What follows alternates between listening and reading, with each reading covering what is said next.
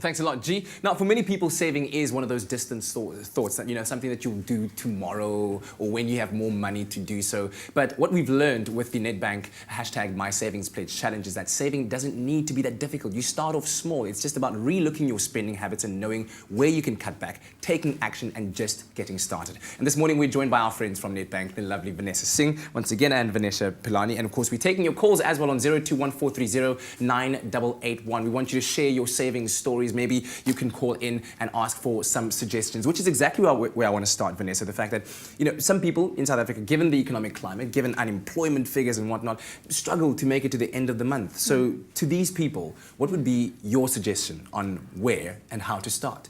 I think start now, start today, and just think about what you are spending. Think about your spending habits. And the moment you start consciously doing that, I think when you start consciously doing that, you just reevaluate what you do. Like, do you carpool or do you take the longer route? What's the shorter route? Do you use public transport? So you just start reevaluating your behavior. Yeah. And it's amazing how much you start saving. Yeah. And once you start, it's really quite addictive. Yeah. Yes. You just want it to grow and grow and grow. So yeah. And so let's talk about savings, because it can occur in your spending on necessities and on luxury. So which should you start with, and how do you see these goals being put into action then? It really depends on your personality and where you are in your life. There's no one set formula. But I believe in leading a balanced life. So like I do want to make sure I retire comfortably. I also want to enjoy my everyday living. But it's about, we talk about conscious is don't spend it on that cappuccino. Hold it back. Spend it for something that's really meaningful, that's going to add value in your life. But a great holiday, a good experience or whatever. So, really have that kind of balance. So I'm saying, don't cut out your cappuccino like cats. Don't cut it out. Just do one less a day. Just one less a day. Just That's one where less. it starts. Well, I am extreme and I am quite addicted to the same. Here we go. Just You've already one gone less. far down the rabbit hole. But Mrs. Davids is on the line right now, joining us from Kales River. Good morning, Mrs. Davids.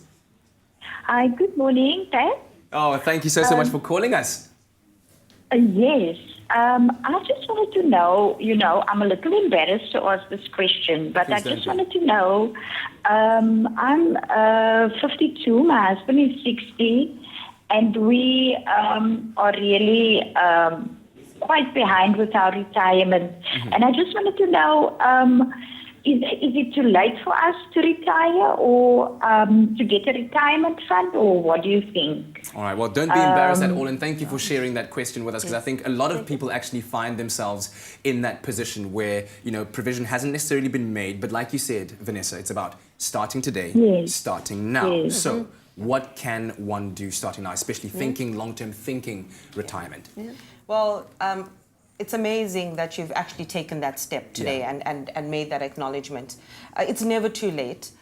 So definitely, there are a million of options available to you to ensure that you can retire and have the best life that you could possibly have. The key question is probably going to be how much you're willing to give up from now till when you retire. Great question, yeah. And, it's really we spoke about being conscious, so really start understanding where you spend your money on, what does your debt look like, making sure you continue to service those loans, don't have any fees or anything like that that's going to eat in any possible future income. Making sure that you can speak to the experts, come and speak to someone at Nedbank. We have great products and services that can help you, that can make sure that you can live the best life that you could possibly live with what you have, and how we can grow that. And what I'd like her to think about is, if I had to stop working tomorrow, how much would I need to continue living comfortably? First, living. Comfortably is the operative word. Yeah. You can go extravagant or you can go basic, but assess how much you need. How much money do I need for food, for living expenses, etc. That's your starting point. Then you've got to say, okay, if you have no savings, as you said, you have no savings. If you've got no savings, you've got to say, so what do I put away today? From today, you've still got 8 or 11 years, depending when you want to retire. At 63, normally women retire at 63. So you've got 8 good years, actually 11 years at 63, 11 years in which to save for your retirement. But save with an ultimate goal in mind. If I need 5,000 Rand a month to survive, then you must say, what do I need to start saving? How will I grow my money so I get 5,000 Rand a month to start living? And I think those are the conscious decisions. And it's ironic, most South Africans are in this position. So you're not alone. Absolutely. So the operative thing is understand how much you need today, start saving, reevaluate your behavior, cut away the non-essentials.